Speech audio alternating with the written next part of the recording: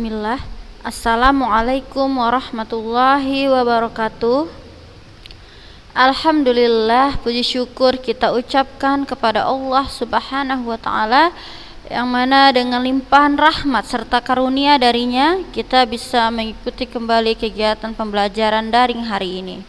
Alhamdulillah anak-anak ustazah, kita bisa melanjutkan kembali ya materi pembelajaran kita untuk pelajaran bahasa Indonesia.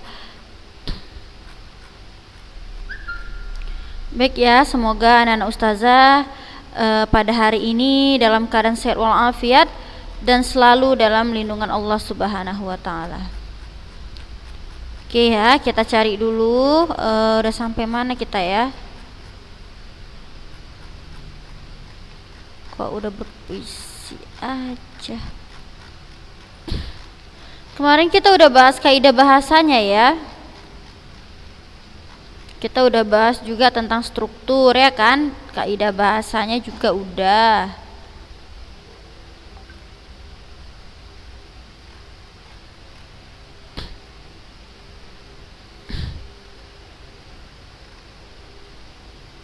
Nah ini jadi sebelum kita lanjutkan materi kita hari ini, ada baiknya ya kita murojaah sebentar, kita mengulang sebentar karena memang masih banyak sekali yang salah kemarin ya.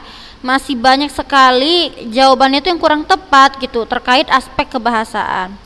Jadi anak-anak ustazah sekalian kelas 8A dan kelas 8B, ini kan kita kemarin sebelum libur itu kita sudah mempelajari ini aspek kebahasaan. Jadi dalam suatu paragraf eksposisi itu ada beberapa kaidah bahasanya. Yang pertama ada kata teknis, konjungsi kausalitas, kata kerja mental, kata perujukan dan kata persuasif. Nah, ini dia yang dikerjakan. Lalu juga ada beberapa yang salah dalam mengerjakan latihannya. Ya. Yang dikerjakan lain, yang disuruh juga lain. Yang disuruh itu ini nak ya, ini yang di tabel ini dicari, diamati teksnya. Kata teknis atau kata istilah, masih ingat kan apa itu kan? Kata teknis atau kata istilah itu adalah sebuah kata ataupun bahasa yang digunakan dalam suatu bidang tertentu. Kalau dia dalam bidang biologi ada amfibi, ekosistem ya kan? Seperti itu.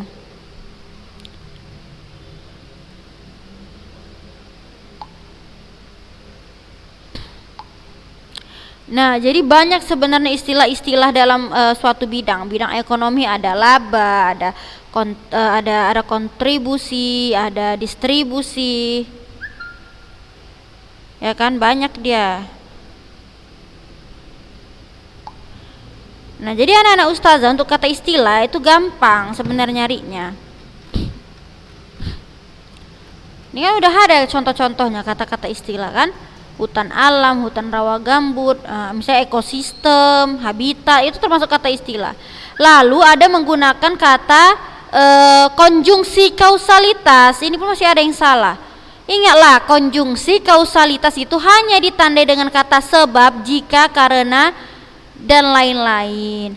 Ini yang demikian, nih juga bisa akibatnya. Oleh karena itu ini termasuk konjungsi kausalitas ya. Kalau tetapi, kata tetapi itu bukan termasuk konjungsi kausalitas, itu termasuk konjungsi pertentangan. Lalu menggunakan kata-kata kerja mental, ini juga masih banyak kali yang salah. Kata kerja mental itu bukan kata kerja tentang suatu tindakan, enggak. Contoh, kata kerja mental itu memikirkan, dia menggunakan akal atau otak yang digunakan, pikiran. Jadi kata kerja yang terlahir dari pikiran itulah dia yang dimaksud dengan kata kerja mental. Contohnya, kalau ananda sekalian itu berasumsi, berpendapat, kalau berpendapat itu kan datangnya dari pikiran kan? Kan enggak dari perbuatan. Beda dengan kita meminum, menendang pakai kaki, memegang pakai tangan. Tapi kalau dia menyimpulkan, itu pun pakai pikiran, mengagumkan, itu pun datangnya dari pikiran serta perasaan. Lalu menduga, itu juga datangnya dari pikiran. Mana ada orang menduga itu kan memakai tindakan? Tidak. Menduga itu datangnya dari pikiran. Makanya dikatakan kata kerja mental. Tapi beberapa, ini wallahu alam ya, ada yang beberapa jawabannya sama. Di sini ustazah tekankan, ustazah tahu loh siapa yang bekerja sama. Ustazah tahu sampai titiknya pun kalian sama mengerjakannya kan. Sampai titik aja kalian itu sama dalam mengerjakannya, ya kan, menuliskannya. Jadi ustazah tahu siapa yang kerja sama, ya. Jangan disangka ustazah nggak tahu ini. Ustazah baca loh kiriman-kiriman kalian itu semua. Baca ustazah. Nah, jadi jangan main-main ya anak-anak ustazah ya. Nah, jadi itu, tolonglah untuk jujur, karena memang anak-anak ustazah jujur ini luar biasa loh efeknya ke diri kita. Ya kan? Jangan ada bibit-bibit bibit-bibit kebohongan, ya kan, itu nggak boleh lah, ya kan. Nah, jadi untuk kata kerja mental nanti itu diperbaiki ya, kalau nanti masuk ujian, jadi anak-anak ustazah nggak susah lagi gitu loh. Nah, lalu selanjutnya kata perujukan. Nah, untuk kata perujukan udah bisa lah, beberapa itu udah bagus lah. Lalu menggunakan kata persuasif seperti hendaklah, sebaiknya, diharapkan. Nah, itu juga udah bagus anak-anak ustazah sekalian ya.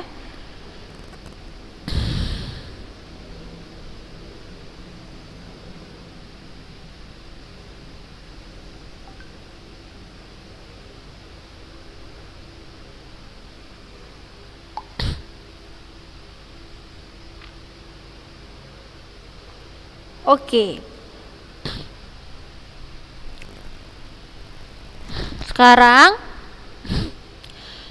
kita sudah selesai ya membahas materi tentang eksposisi.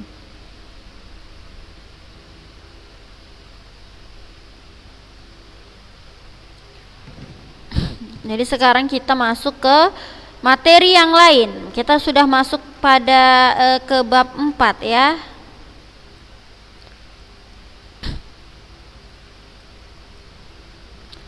Oh, manalah dia nih? Indahnya berpuisi. Indahnya berpuisi, ya kan? Anak-anak ustazah sekalian pasti udah sering lah ya mendengar puisi, membaca puisi, ya kan? Udah sangat sering lah mungkin sewaktu SD, dari SD, ya kan? Mengetahui tentang puisi, ya kan? Jadi apa sih tujuan kita belajar tentang puisi? Jadi di sini sudah dijelaskan ya, bahwasannya ya dengan mempelajari materi ini, Ananda sekalian diharapkan mampu untuk mengartikan puisi dan merinci unsur-unsurnya dari kegiatan membaca dan mendengarkan. Nah, jadi sebenarnya kita saat ini mau memaknailah puisi tersebut. Nah, ini sangat bagus anak-anak ustazah. Kenapa? Karena dengan kita menghayati atau misalnya dengan kita mengartikan suatu puisi, kita jadi bisa untuk menambah kosakata. Apalagi kalau dalam puisi itu dia menggunakan kata-kata kias. Nah, kita harus punya kosakata kias, memahami majas. Jadi kalau kita suatu saat mau menulis, tulisan kita itu bisa menarik, gitu ya, Nana Ustazah. Tapi di sini Ustazah tekankan, kita di sini mau cari tentang puisinya itu yang bisa lah untuk anak-anak SMP ya. Nggak usah lah cari puisi-puisi yang aneh-aneh gitu ya, istilahnya yang memang bisa didengar, bisa dibaca oleh anak-anak seusia kalian gitu ya, anak-anak ustazah.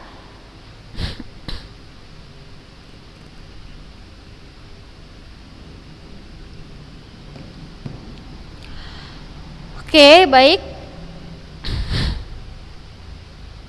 kita mau baca puisinya dulu ya, karena sebuah puisi itu baru akan kita bisa kita maknai kalau kita sudah bacanya dengan fokus, dengan cermat gitu ya anak-anak ustazah.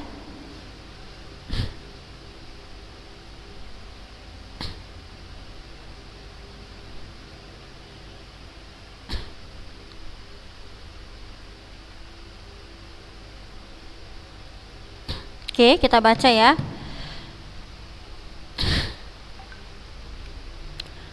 Nanti setelah kita baca ini barulah kita tahu apa sih pengertian dari puisi. Jadi kita mau mencari pengertian dari puisi dengan membaca puisi Hujan Bulan Juni ya. Hujan Bulan Juni oleh Sapardi Djoko Damono. Tak ada yang lebih tabah dari hujan bulan Juni. Dirahasiakannya rintik rindunya kepada pohon berbunga itu. Tak ada yang lebih bijak dari hujan bulan Juni. Dihapusnya jejak-jejak kakinya yang ragu-ragu di jalan itu. Tak ada yang lebih arif dari hujan bulan Juni. Dibiarkannya yang tak terucapkan diserap akar pohon bunga itu. Nah, jadi ini puisinya singkat ya anak-anak ustazah ya. Puisinya sangat singkat ya. Jadi ustazah ulangi lah ya bacanya ya, supaya lebih bisa memahami. Hujan Bulan Juni oleh Sapardi Djoko Damono. Tak ada yang lebih tabah dari hujan bulan Juni. Dirahasiakannya rintik rindunya kepada pohon berbunga itu. Tak ada yang lebih bijak dari hujan bulan Juni. Dihapusnya jejak-jejak kakinya yang ragu-ragu di jalan itu. Tak ada yang lebih arif dari hujan bulan Juni.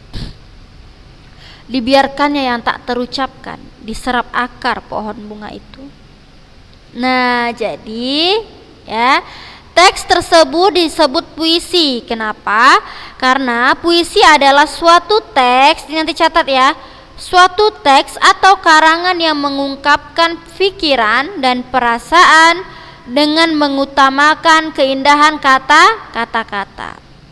Ya, kalau di puisi boleh kita terserah menggunakan kata-katanya itu boleh pakai kata kias, tidak menggunakan kata-kata baku seperti teks-teks yang lainnya. Kalau eksposisi iyalah kita gunakan kata-kata baku ya kan, karena ilmiah. Kalau ini kan enggak. Puisi mengungkapkan berbagai hal, entah itu kerinduan ataupun kegelisahan atau pengagungan kepada sang halik yang kamu ungkapkan dalam bahasa yang indah. Hanya saja kamu jarang menyadarinya bahwa itu adalah puisi. Iya, kadang tanpa kita sadari, mungkin kita kalau lagi dalam suasana yang mendukung ya, ini misalnya dalam suasana mendukung, entah itu kerinduan dengan orang tua atau apapun lah, pasti pernah kita kayak membuat kata-kata gitu kan, walaupun pendek, itu pun termasuk puisi karena dia memang sudah dikatakan sebagai kata-kata yang indah. Jika hendak mengagungkan keindahan alam, kamu dapat menggunakan pilihan kata yang khas. Kata-kata itu kamu pilih sehingga dapat mewakili dan memancarkan keindahan alam yang kamu kagumi. Oke, sekarang kita mau mengartikan ya makna dari puisi ini anak-anak ustazah. Ini udah seringlah ustazah baca, saya dengar. Jadi puisi Hujan Bulan Juni ini ternyata dia penuh makna, banyak maknanya. Dia bisa untuk orang tua, bisa untuk pasangan kekasih. Mohon maaf ya, maksudnya pasangan kekasih ini tentunya kita tidak boleh kalau yang gak halal, bisa untuk suami istri maksudnya ya. Bisa untuk pasangan kekasih. Nah, tapi kita mengartikannya ini puisinya bisa juga untuk orang tua lah, untuk sebuah ketabahan, itu bisa. Untuk sebuah pengorbanan misalnya ya, untuk pribadi diri masing-masing bisa. Jadi banyak maknanya, tidak soal cinta ya. Jadi kita mengartikan puisi ini sesuai yang di buku aja. Ya, kalau di buku sudah dibuat itu maksud dari puisinya. Nah, ini nanti sih kita bahas. Jadi kita cari dulu kata konotasinya, hujan itu apa artinya, ya. Jadi kita kalau mau mengartikan puisi, kita baca dulu lah per kalimat ya kan. Nah, coba ini. Tak ada yang lebih tabah dari hujan bulan Juni.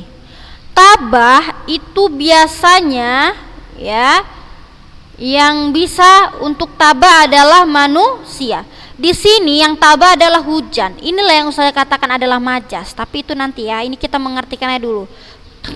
Dia katakan tak ada yang lebih tabah dari hujan bulan Juni. Jadi hujan bulan Juni ini berarti diibaratkan adalah manusia ya kan. Kalau nggak manusia bisa juga perbuatan, ya kan? Ya tapi yang tabah itu kan manusia ya kan. Tak ada yang lebih tabah dari hujan bulan Juni. Berarti si hujan bulan Juni ini adalah diibaratkan sebagai manusia yang dia memiliki sikap tabah. Bisa itu orang tua atau siapapun ya. Dirahasiakannya rintik rindunya. Oh, jadi si hujan bulan Juni ini dia itu sangat dia sangat merindukan seseorang, tetapi dia bisa menyembunyikan atau merahasiakan kerinduannya itu ya. Dia bisa merahasiakan kerinduannya itu dengan baik kepada pohon berbunga itu katanya. Nah, pohon berbunga ini adalah orang yang dirindukannya gitu ya maksudnya ya. Dirahasiakannya rintik rindunya kepada pohon berbunga itu. Paham nggak kalian ya? Kepada pohon berbunga itu. Jadi pohon berbunga ini juga diibaratkan sebagai bisa, kalau ini kita arti sendiri aja dulu ya sebelum kita masuk ke kata konotasi. Bisa juga diibaratkan manusia yang memang ini tadi yang dirindukan si hujan tadi itu ya.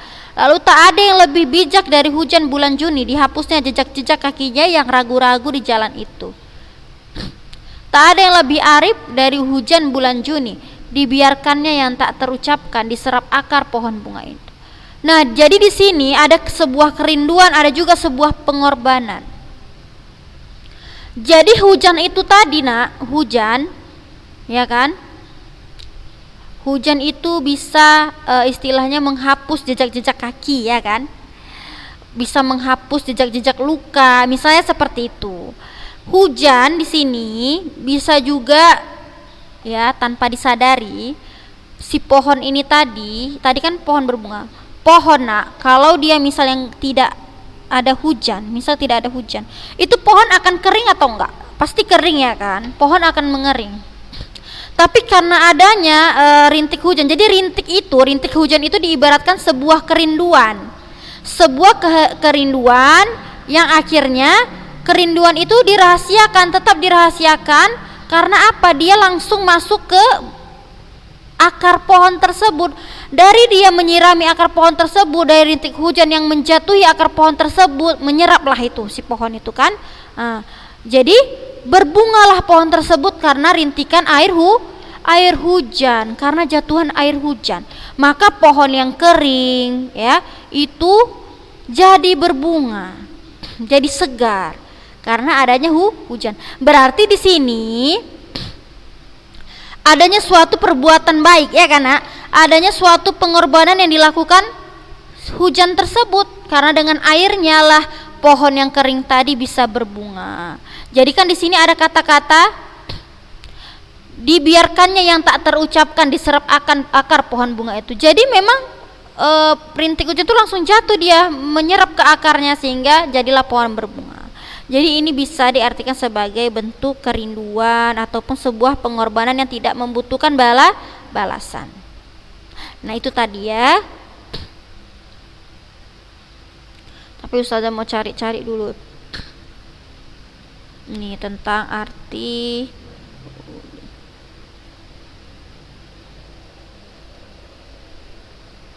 Nah jadi itu anak-anak Ustazah ya. Nah jadi ini puisi bisa tentang kerinduan, bisa juga tentang pengorbanan. Tuh, jadi dia mau berkorban untuk orang yang disayanginya. Bisa misalnya orang tua ke anaknya atau anak ke orang tua, tapi jarang kadang lebih sering orang tua itu yang banyak berkorban dengan untuk anak-anaknya ya kan nak.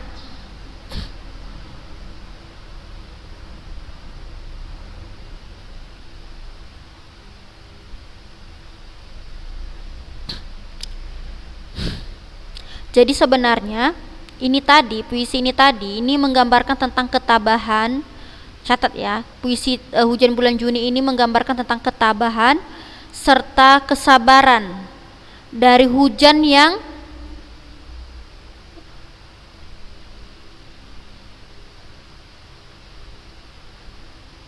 Nah, dari hujan bulan Juni tersebut, ya kan?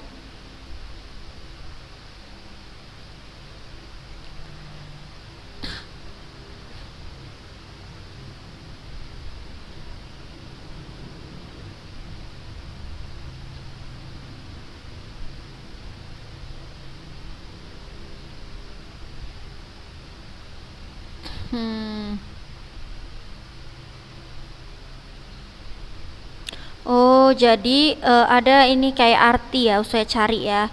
Jadi kenapa dikatakan hujan bulan Juni? Ternyata kalau dia bulan Juni biasanya ya, bulan Juni itu dikenal dengan namanya musim kemarau. Jadi pada saat bulan Juni itu digambarkan udah masuklah musim kemarau, sehingga sangat mustahil hujan itu turun di bulan tersebut, ya kan? Jadi ditahan si hujan ini tadilah rindunya, karena dia nggak bisa turun, nggak bisa dia membahasai pohon-pohon, nah, gitu kan. Jadi ditahanlah rindunya. Karena apa? Ketika bulan Juni itu sudah masuk musim kemarau. Jadi dia bersabar untuk tidak menyampaikan kerinduannya dengan orang yang disayang. Itu ya anak ustazah.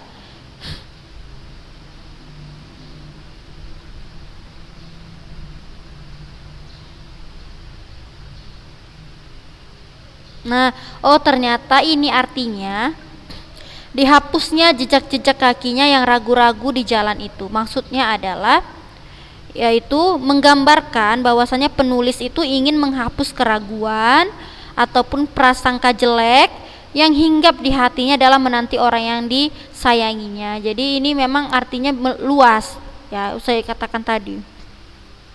Itu artinya sangat luas, bisa untuk teman, bisa untuk keluarga ya, orang tua gitu ya anak ustazah. Jadi itu ya tadi contohnya ya. Oke, sekarang kita lanjut lah ya. Kira-kira anak ustazah kalau baca puisi ini indah nggak bahasanya? Kalau ustazah katakan banyak sekali kata-kata kias di sini, ya kan? Karena gimana nggak dibilang kias? Karena apa? Masa hujan itu bisa sih dikatakan dia bisa tabah, ya kan? Karena kan yang tabah hanya manusia. Lalu juga dia bilang rindu itu punya rintik. Rintik itu kan rintik di sini itu kan biasanya kalau hujan rintik-rintik gitu kan. Ini enggak, rindu bisa rindu yang banyak itu tadi. Rintik hujan itu kan kalau udah jatuh banyak, ya kan anak ustazah. Nah begitulah rindunya. Jadi ini kata rintik juga termasuk kata kias di sini. Lalu kata-kata arif, ya kan. Nah, banyaklah makna-makna kias pada puisi tersebut. Oke, sekarang coba kita baca ini ya.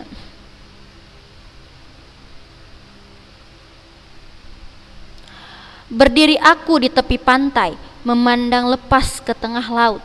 Ombak pulang memecah berderai, keribaan pasir rindu berpaut. Cuplikan tersebut diambil dari puisi Laut karya Amal Hamzah. Jika dibaca, cuplikan puisi itu melukiskan keindahan laut. Iya benar, dengan ombaknya yang memecah pantai. Keindahan seperti itu dapat pula kamu rasakan apabila kamu berdiri di tepi pantai. Kamu akan melihat ombak bergulung-gulung memecah tepi pantai, bukan? Pasir-pasir di tepi pantai itu laksana merindukan deburan ombak. Pasir-pasirnya tampak seperti berpegangan untuk kembali ke laut. Iya.